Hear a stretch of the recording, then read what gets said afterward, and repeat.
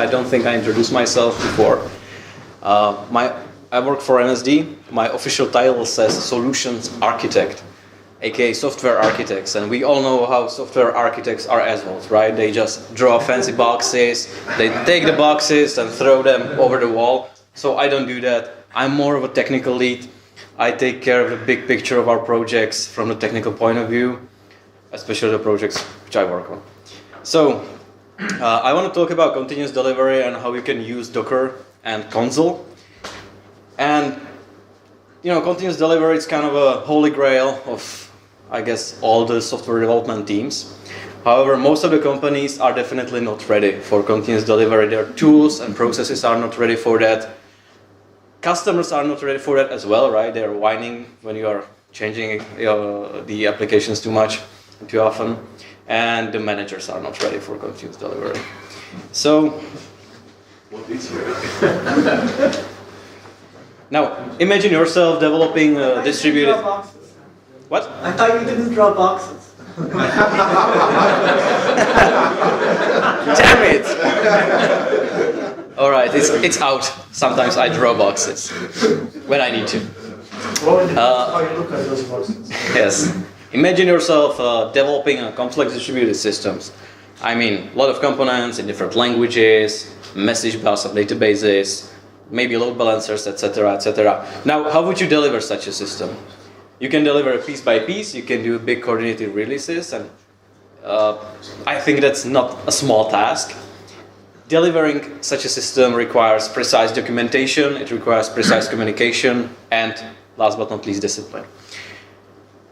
Even the companies struggle with this. Take a good data, for example. I've heard they recently changed the way they deliver software, and obviously it's not an easy process for everybody. So our goal as developers should be one thing and one thing only, and that's basically minimizing the lead time to business impact. That's what we should do. Minimizing the time, the piece of code we write makes it into the production and makes a difference actually. Delivering value, that's all what our work is about. So we should kind of shed everything that stands in the way of doing that. Tools, processes, people, if necessary. And of course, we should not compromise on quality while doing that. So today I'm going to talk about the tools and processes. I think containers and service discovery in particular are the key players which have been already changing the way we deliver such systems. And just a quick thought on tools in this area, like DevOps, tooling. A lot of tools are available to us, and most of the tools are kind of overlapping. And honestly, this kind of represents a problem because once you need a solution for such problem you have in the DevOps area, you start Googling, Stack Overflowing, whatever, and you will find dozens of solutions every time with a different combination of technology, and it's a mess. You can just go through and try to implement it 3 times, 5 times, every time with a different kind of technology. So picking the right choice for your problem is difficult, and this is connected with this. I don't believe in best practices. I think best practices, that's something like silver bullet. So you should evaluate everything in the context of your particular project. If you are developing a static website, do you really need Docker, or you can just deploy to AWS S3? I mean, that kind of a context. So I'm not going to talk about best practices. I'm just gonna show you how we are leveraging Docker and Consul for CD, for continuous delivery, or at least how we think we should do that. Because when I talked to Jakub last time that I could give this talk, I thought we would already have the full implementation of our beautiful continuous delivery pipeline in place. And because of priorities and stuff, it did not happen yet. So maybe I will be here a few months later telling you how it actually worked out for us. Nevertheless. So, some smart people, mostly from Heroku, I think, put together something called 12 factors app methodology. And it's a way how to they are describing how to deliver modern software as a service applications. This fits to our particular context. We are developing a distributed system. Our team is called Crusaders in our company, and we are developing enterprise knowledge graph, which includes real-time ingestion pipeline of data. It includes storing data in a graph. It includes some NLP. So it's a distributed platform. And the architecture of our system kind of follows, we are trying to follow this methodology because it suits us, and the continuous delivery process should reflect that. So there are 3 key elements. Element number 1, everything is baked as a Docker image. So I assume you guys are already familiar with Docker. So I'm not gonna dive into that. If you are not, by any chance, if there's someone like that, then just try it, it's super easy. Okay, I don't like this. So for us, Docker file, because we are using Docker files, right, represents a contract between operation system and a component and the application. So the Docker image is then kind of an immutable self-supporting artifact, and that can be easily transferred between development, staging, production. So there is a real low friction when you are moving your change of code through the whole pipeline. So, however, the container you create from such image is mutable in its nature, because you can connect with a terminal to the container, or when someone uses it, they can change they can override entry point, or they can override commands, right? So it's vital to set up the automation pipeline in such a way that no one can fiddle with those containers and they are using them the way you intend them to use. However, this is of course if you're developing some kind of a system which only you are using. If you plan to let other people use your images, then you have to count on the fact they will be abused. So if you intend something in your Docker file, it doesn't have to be true when the people are actually using it. They can do whatever, you know. So,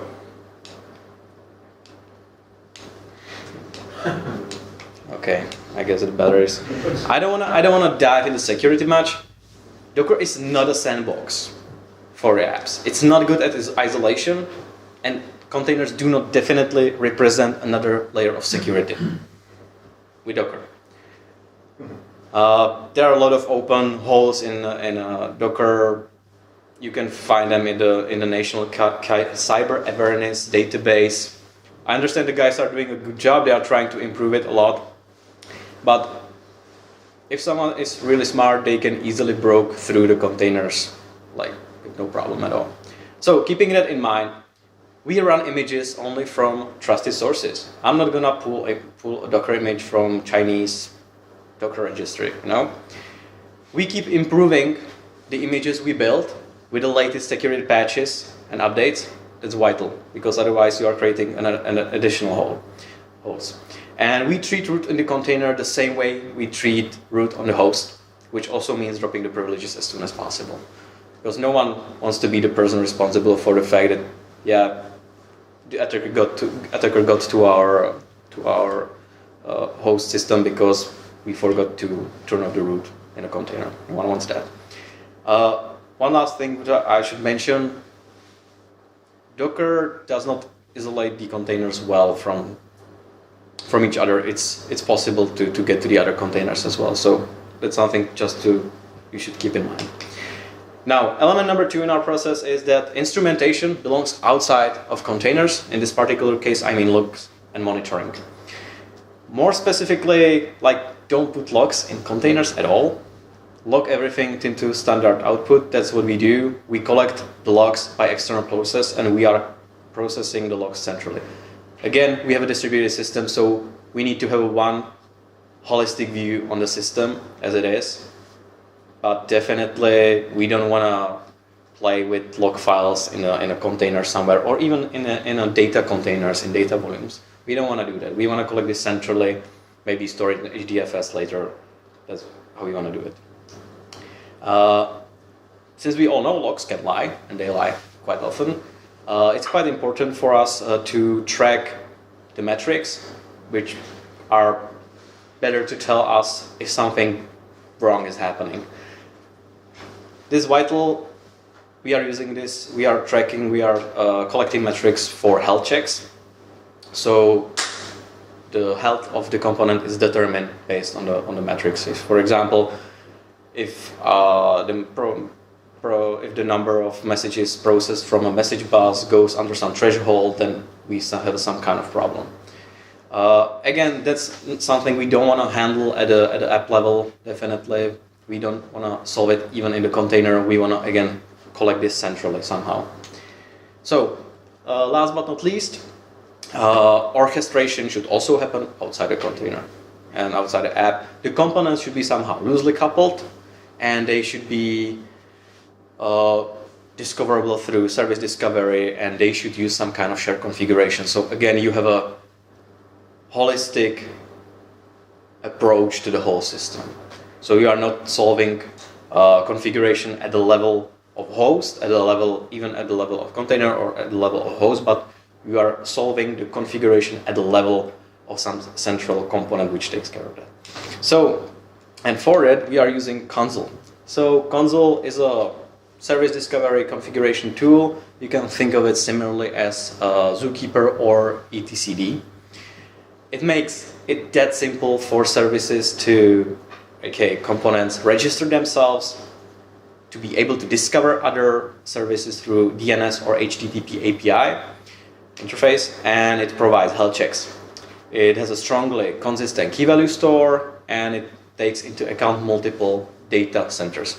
And this is particularly powerful set of features found in one tool, and that's the reason why we chose it for us. How it works actually is it's a highly available distributed system. You have some Consul servers, and then on each host, which is supposed to run your services, you have a Consul agent, and then it's synchronized. Actually, there is consensus. It uses Raft for getting consensus and availability and that stuff. So if I'm gonna move on the process, so whatever goes into master ends up in production. That's the main rule. Master has to be stable all the time. The work should be done in branches, and we are merging through pull requests. So the pull request has to go through reviews, and they have to be successfully built by the CI server.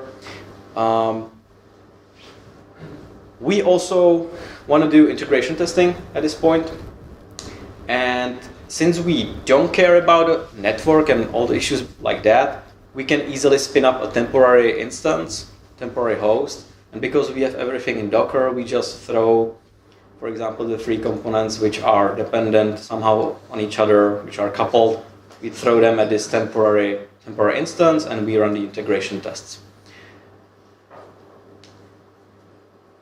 Now, the process itself, what happens in general, and just like few diagrams. When a commit makes it into continuous integration system, we build it, we build the artifact, and we build the Docker image and we push it into Docker registry.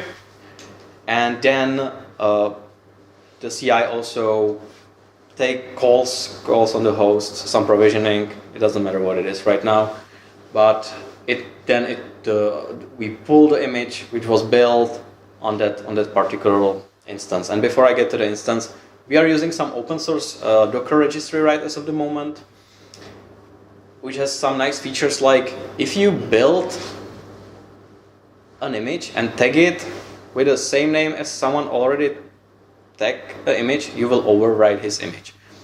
So this is definitely not something which would be enterprise ready. It's not our solution. It's an open source solution. I don't know what exactly it is, and it's slow as hell. But it has these kind of problems. So in the real world, when we will be moving this, hopefully through our processes and stuff, we plan to evaluate at least Docker Hub for Enterprise, which I'm just mentioning here because we are right now in talks with the Docker to be able to do this. They have an early access program, which only companies from states are eligible. Unfortunately, MSD is an American company, and all our servers live in states, so we can do this. And they are going really interesting way, and I'm not sure what I can say or not, but they plan to integrate a lot of interesting stuff. It is even orchestration. Basically all of it that Docker has in its ecosystem, they plan to somehow integrate with Docker Hub for Enterprise. So I'm pretty sure this is gonna be very, very much interesting way of delivering Docker images in general, and it's something worth watching. So if I go back to that instance, we have four containers there and a Docker daemon, and they are Consul agent, registrator, Consul template, and logspout. I'm gonna mention all of them through the rest of the presentation. But I'd like to just say, these are provisioned on each machine we have in our cluster, and when I think about them, I see them more as Docker extensions actually than separate things. And if you are familiar with Go, then you know that Go doesn't allow dynamically loaded things. So if you are writing plugins, then you have to solve it as a two processes. So Docker has been working on that. If you are familiar with PowerStrip and that kind of stuff, I recommend you to look into that. How to implement these days plugin for Docker. It's not that easy, but they plan to do it with the net drivers like Weave and that kind of stuff. So that's just a random mention. So when we actually create a container, the Docker daemon sends us event, sends it to the registrator. Registrator is a component done by Jeff Lindsay. He has a Glider Labs like DevOps consultancy, and it does very nice thing. Whatever container you put onto your host, where registrator container lives, it automatically registers it as a service into Consul. So you don't have to do anything. You just put it there, and it gets automatically registered into Consul, which is important because then the registration goes through Consul agent, and from now on, this particular container is discoverable by all the other containers in the cluster. For example, I did not mention the concrete names anywhere, but if it would be DNS API, then it would look like container1.service.consul. If you would try to resolve that address, you would end up at this, for example, containers endpoint out of box. Like, you don't have to do nothing. There are some properties you can define, some environment variables. You can define a Docker file, so you can define some specific name or specific tags, and that's also useful because you can then, if you are using tags, you can then filter the services by tags, and you can, for example, use your version of your contract as a tag, and then things get interesting because if you're considering this, dynamic staging environments are really hard to implement, and I don't know that many people are successful at doing that. This could be an interesting way how to approach this. However, I mentioned also configuration, and we are obviously using Consul for storing the configuration, and there is something called Consul template that's also written by the guys from Consul, and it does the similar thing, which is in a etcd. If you have a file, it has some properties which refer to Consul. You can start up this Consul template. It watches the change. It watches all the keys you specified in that file, and if any of these keys changes, the value of it changes, it regenerates the software and produces the new one. So you can have a template of your configuration and then produce a new configuration every time the value of the configuration changes, and then execute restart. So this is perfect in this case as well. In reality, because this is not natively connected with Docker, I was doing some evaluation investigation. I ended up started writing my own wrapper on top of this in Go, and that's when I found out that writing plugins for Docker is not that easy or possible, and that actually when you get the start event, when you get a create event from Docker daemon, it doesn't block, right? You get a create event, you want to do something like regenerate this configuration, but you really can't because the container is already being run. So you can block on it, and then you are kind of screwed. It worked quite well, but there were corner cases which were important and where I could not make it work. So I'm waiting for PowerStrip to be finished, or for if they're gonna finally do some proper way how to develop extensions for Docker, and then I'm gonna, I guess, maybe re-implement it or find some other way. I don't know. I'm also hopeful that Docker will implement a way to interact with the container at container creation time, because sub-user needs that in order to be able to do XPRA connection, Yeah. for example. So it's useful for a lot of use cases. Yeah, the way I did it was that I was listening for the events, and when I got create event, I paused the container, then I did some stuff, and then I unpaused it. Yes, but I'm freezing about anything that could be a race condition. Yeah, it's exactly, and you really have to be. Can you be really sure that you will catch the right moment? Like, no, you can't. So that's the reason why I give up on this, and we found some other solution, which is a little bit more complicated, so I'm not gonna dive into this, but it's kind of, I can say that for every container we deploy, we need one Consul template, and with a simple script, this can be also automatized. So we get to the point where it works like this, but there was some additional work around it to be done. So yes, Consul template, and I mentioned that. And the last on the screen is Logspout. And we are using that for collecting the standard output of the containers, and we are Logspout sends the output directly to Logstash, and then we have Elk to process logs, and yeah, Elk, Kibana, Elasticsearch, Logstash, Kibana. Right now, we decided to use this for metrics as well, and the reason is that we log our metrics into log output, and then we do grok filters on the Logstash, and we extract those metrics, and we plan to send them into InfluxDB and with Grafana on top of it. It's not implemented as of the moment. We just came up to the realization that we were gonna do it this way. I would like to do it differently. I don't know a solution. Maybe you guys will know and you will tell me. But when I collect metrics from a system, for example, statsd, right? You send the metrics to the statsd, which runs locally, and then the statsd sends it somewhere else, right?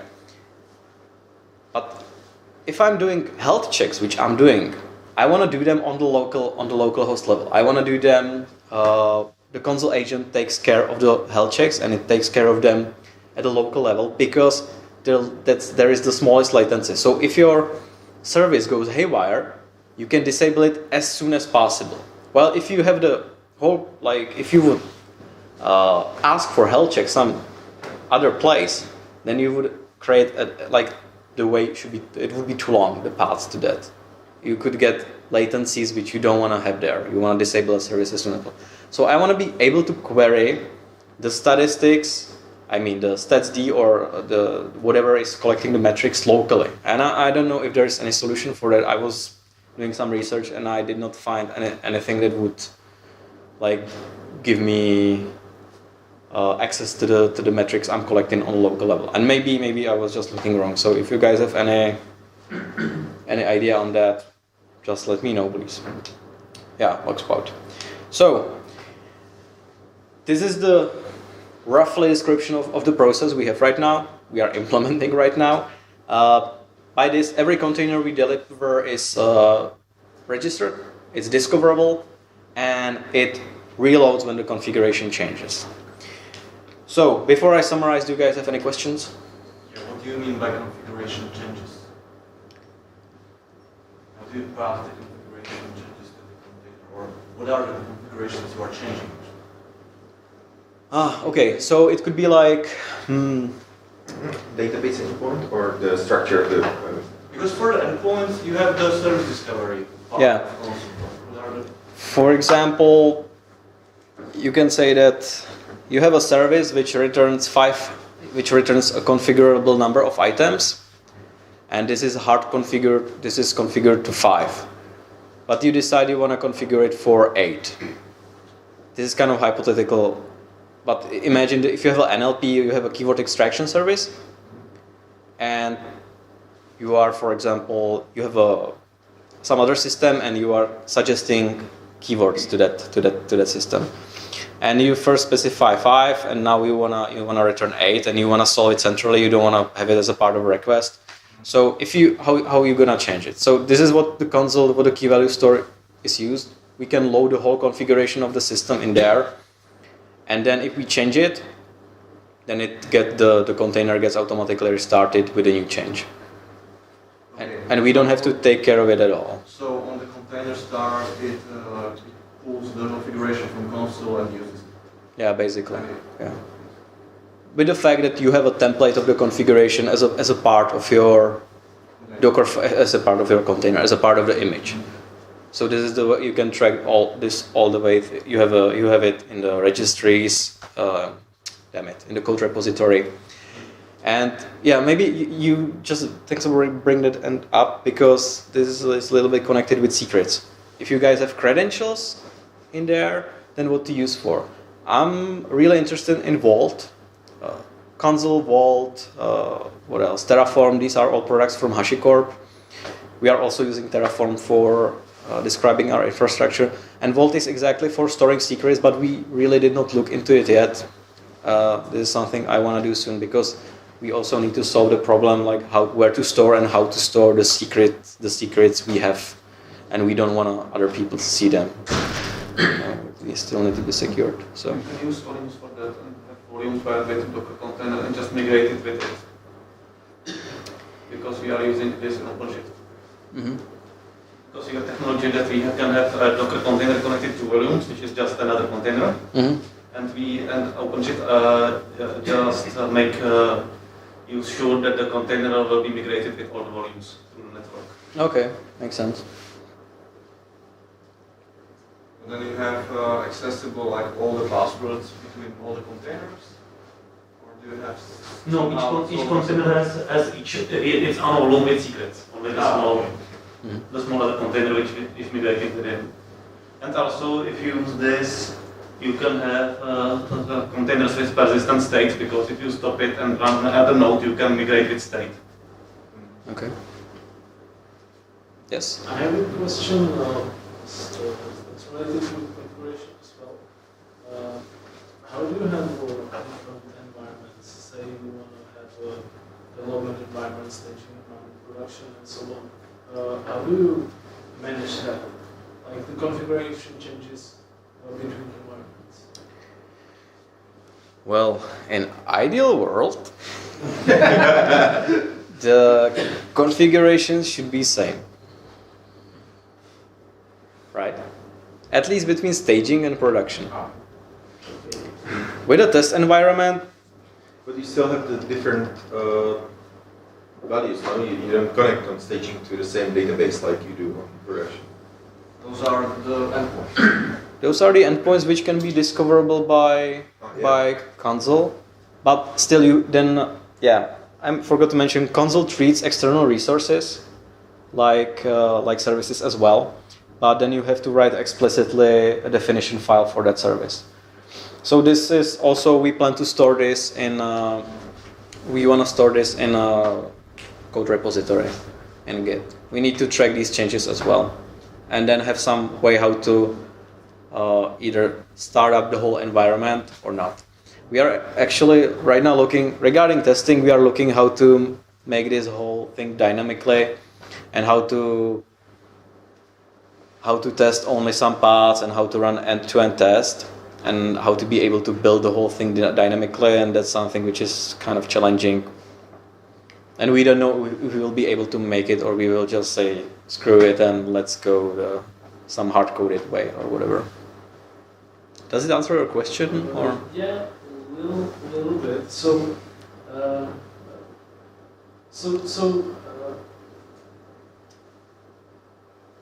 you would like to have a configuration for different environments in Git. Yes. You build a Docker image, and in which moment you decide this is the development environment, or this container should be part of a development environment, and it should have configured to use those endpoints. It's a responsibility of some orchestrator, or the, I don't know, the image knows that it's built for a development environment. Yeah. How do you The image should be built for just it should be built universally. Once we know the integration tests or all the kinds of tests. We don't have, for example, end-to-end tests yet finished. Once it makes through the stage, we will know the results of the test, and then I hope we will be able to do this through Jenkins or our CI, that it would make it to the production from there. Like if those tests pass, then we say yes, this is valid, or we can even push it under different tag. That would be maybe the best thing when I'm thinking about it. And just a final technical question. How do you read the configuration? I think the 12 factor is going for environmental variables. Right? So you are using. Yes. We are considering both approaches. We want to test which is better, if environmental variables or as arguments when we will run the Docker image. Like so it would be pushed into the container node, like that application knows that there is some configuration service sale or something. It would be included into the container, not somehow, yes. From the inside. Yes, we want to, as I mentioned, the Consul template. We want to leverage that. The question is how. Because we can regenerate like environmental variable definitions, or we can be regenerating some other stuff. But definitely the container will not know about it at all. It will be usable. Okay. Okay, sorry, you go. Okay, you mentioned you were considering or at least thinking about testing multiple setups. Then have you, what are the options you have considered already? And have you tested, for example, proxy with different URLs or host names that to spawn all the infrastructure? No, we did not. We are. I want to somehow leverage Swarm for that. Like just spinning up stuff, making it work together, but I'm really not sure how we're gonna do that. I was thinking about it just likely a few weeks ago, and my approach would be to have on access to web server. I'm assuming it's a web service. It's not some MySQL cluster that is just for MySQL stuff. That based on the host name, I would check, for example, commit ID or tag ID or some label, and by it I would check out the repository and spawn everything based on the configuration. Stored oh yes, I know what you mean. And from there, because you can use all the tooling you have already, you just set up the environment and go from there. Yes, I think maybe we are thinking along the same lines here, but we are still in the phase of like thinking about it, how to do it. But definitely, text comes to my mind when I think about it. If I have a branch and it doesn't have a different contract, because if you think about it, then the Docker image is a function of something. It's a function which takes input and produces some output. So you have a contract, it is bounded by contract on both sides. And if you have the same contract, then you should be able to verify if the app works against the components with the same version of contract. And if you change the contract, then you have to have and you can use tags for that. This is what we've been thinking about. We can maybe discuss this later. Divulge in this further. I'm interested in how you Dockerize these messaging services, the service bus, and performance. You collect data from multiple endpoints, you want to process them.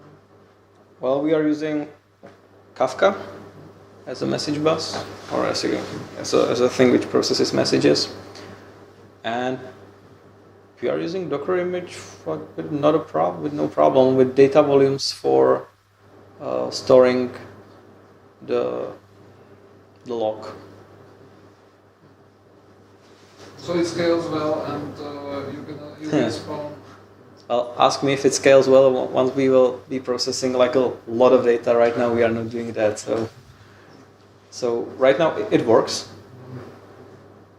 Zookeeper works as well, which is sometimes surprising. But Zookeeper is exhibitor? Not in Docker, because it's just What? same process with Yeah, that. It's we have to like exhibit. running it locally on machine, it's locally running it locally. já nevím. No, tak to teda restartováš, když při konfiguraci. Ne, tam ještě. To je nebezpečné. Já vím. May I have one more? Yes.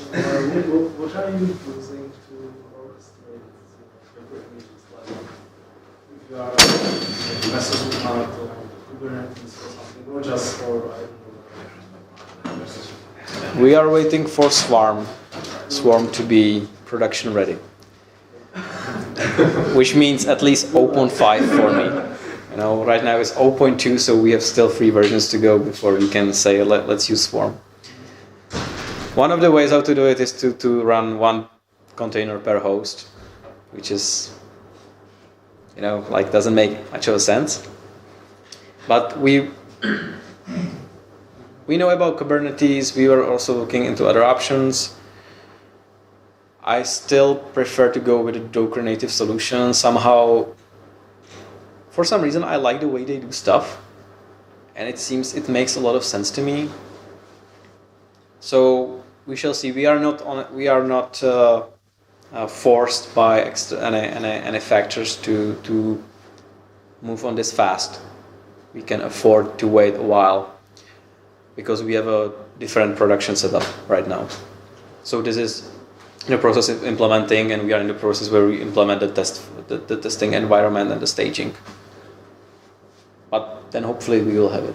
Did you look at Muracle? It's a new project from Red Hat. We are working on that, and it's just a specification of application and container. It's just in the proposal, and it's available on GitHub, and maybe you can look at it and maybe Sure. have something that, because it's emerging now, it's inspired by Kubernetes, but it's trying to solve some Okay. issues. Sure. Thanks for the tip. But it's very new. It's just 14 days old project. Okay. All right. That's maybe worse than Swarm. But it's like to have some, you know, still, if you comment it and some progress so early, you can have it in your way. Okay. 14 days older than 14 days since first commit or 14 days since announced? I think it's announced last time, it's like 1 month. One more. All right. You were mentioning, I'm very interested in the natural language processing.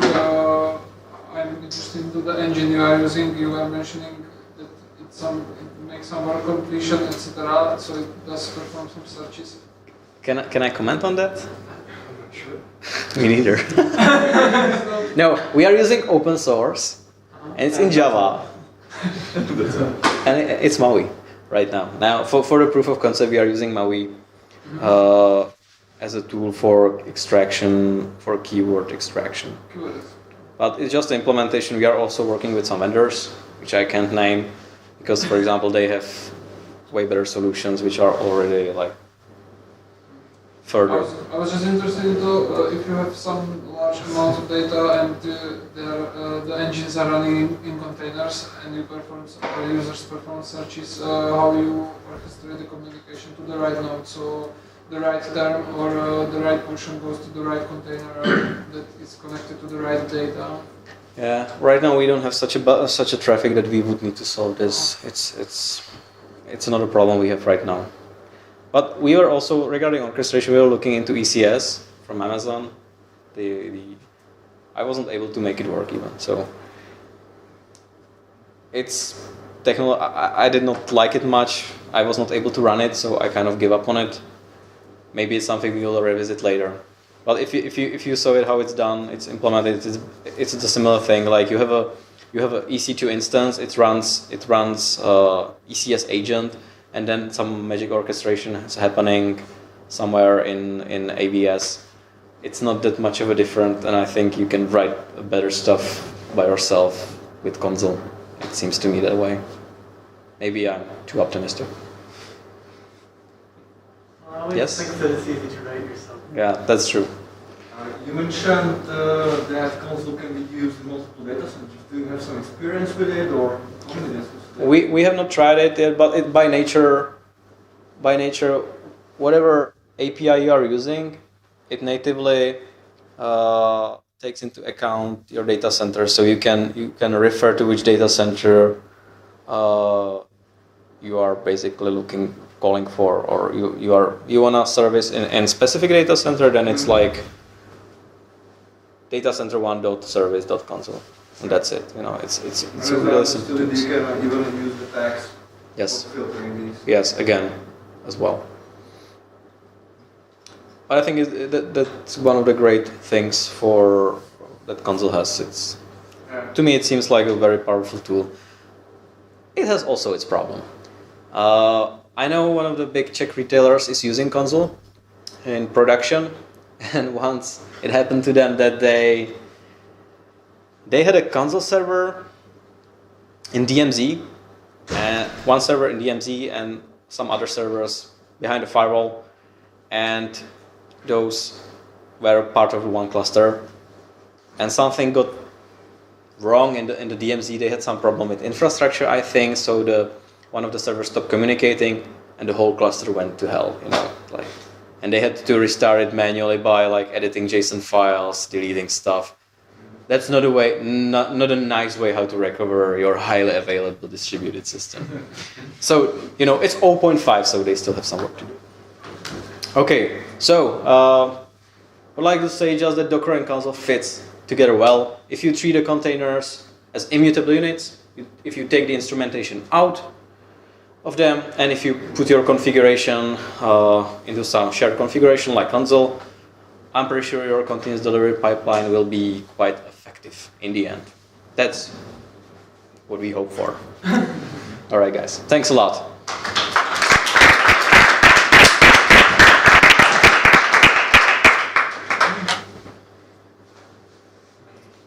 Okay, so we have time for a few lightning talks. Anyone wants to share something?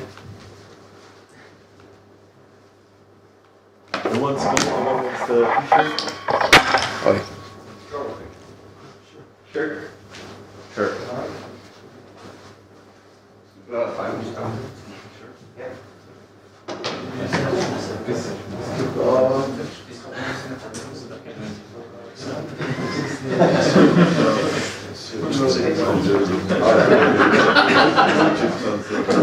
Okay, so no lightning talks, so please make sure there's no water left in the barrel. Thanks for coming, and hopefully next month we will see you again. I hope you enjoyed it. Did you like it? You seem more relaxed than in the beginning. I guess that's the beer. That's the point. Okay. Super.